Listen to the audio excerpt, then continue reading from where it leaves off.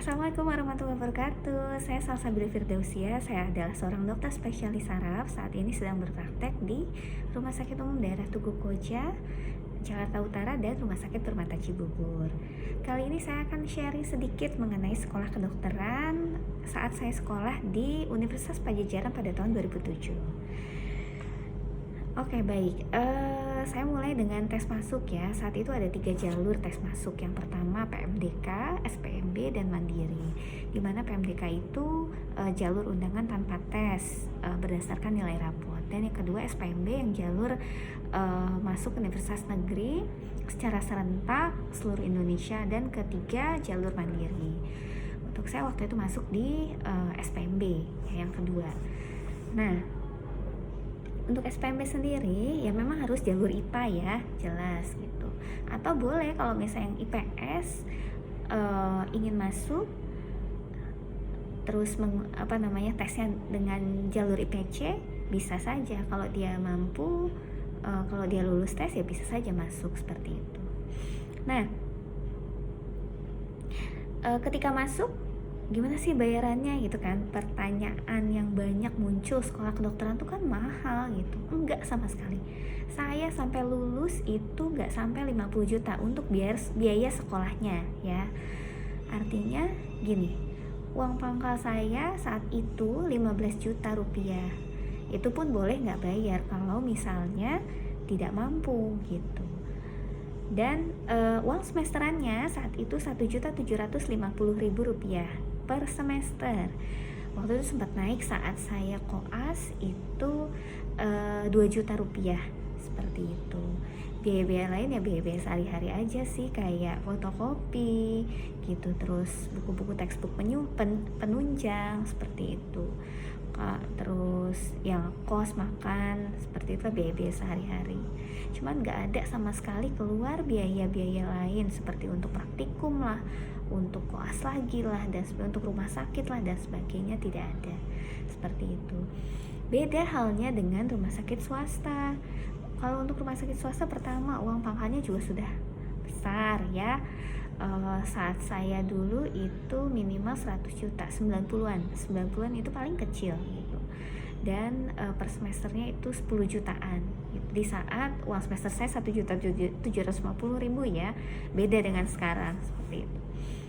Terus nanti ada biaya lagi, biaya koas, biaya masuk rumah sakit, biaya praktikum dan sebagainya seperti itu.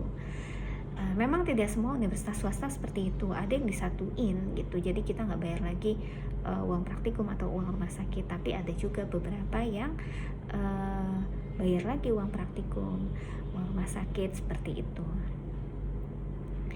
Jadi waktu itu untuk S1-nya sendiri, preklinisnya itu sekitar 3,5 tahun sampai 4 tahun.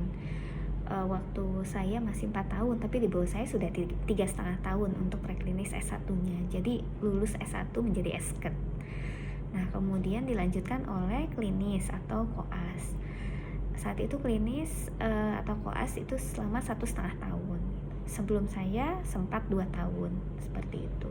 Setelah itu barulah kita memiliki titel dokter di depan. Jadi dokter Salsabila Firdausia, kalau mau dipakai belakangnya SKET, tapi rata-rata sih nggak pada dipakai SKET-nya gitu. Nah, kalau kehidupan koas gimana sih? Kalau koas untuk universitas negeri itu umumnya satu rumah sakit saja, karena waktu itu saya di Unpad, sekolah S1-nya di Jatinangor, maka koasnya itu di Rumah Sakit Hasan Sadikin di Bandung seperti itu. Cuman ada beberapa stase seperti stase kedokteran komunitas, itu saya di puskesmas, terus stase family medicine itu saya di suatu klinik di daerah Bandung juga, tapi gitu. Rata-rata semua di Bandung sih, nggak ada yang di luar seperti itu. Oh, ada satu rumah sakit Jejaring waktu stase obgyn, stase kandungan itu di Majalaya seperti itu. Ya nggak jauh-jauh sih, Jadi dari Bandung gitu. Beda halnya dengan universitas swasta. Kalau untuk universitas swasta, karena mereka nggak punya rumah sakit negeri sebagai pengampunya, maka biasanya mereka kerjasama dengan rumah sakit lain gitu, dan itu nggak satu dua tapi banyak. Jadi bisa stase beda-beda nih. Satu misalnya stase anak di rumah sakit A, terus stase bedah di rumah sakit B, dan itu bisa jadi nggak di satu kota gitu, bisa jadi di luar kota atau bahkan di luar pulau seperti itu. Ya itu kira-kira ya bedanya antara universitas negeri dan universitas swasta. Tapi sebenarnya yang diajarkan ya sama, textbooknya sama, penyakit-penyakitnya sama gitu kan, semuanya juga diajarin oleh dokter-dokter yang sudah lulus seperti itu. Kemudian pertanyaan selanjutnya, jadi total berapa lama nih sampai bisa lulus menjadi dokter gitu kan? Kalau lancar untuk sekarang mungkin 5 tahun sudah bisa jadi dokter ya itu di luar cuti ya. Terus kalau ada yang ngulang beda lagi ya gitu.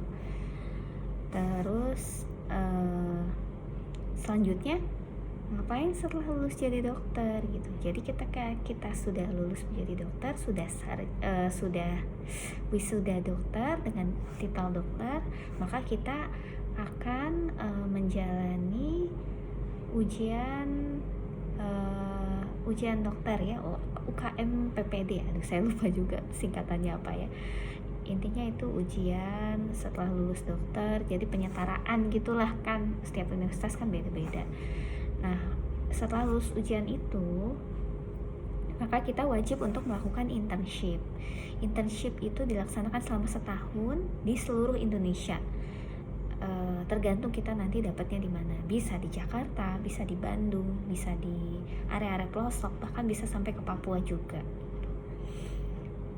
Dan cuma setahun kok gitu. Setelah setahun itu barulah kita bisa praktek sebagai dokter umum ya. Dokter umum maksudnya bebas praktek di mana-mana ya, bukan sebagai dokter internship seperti itu.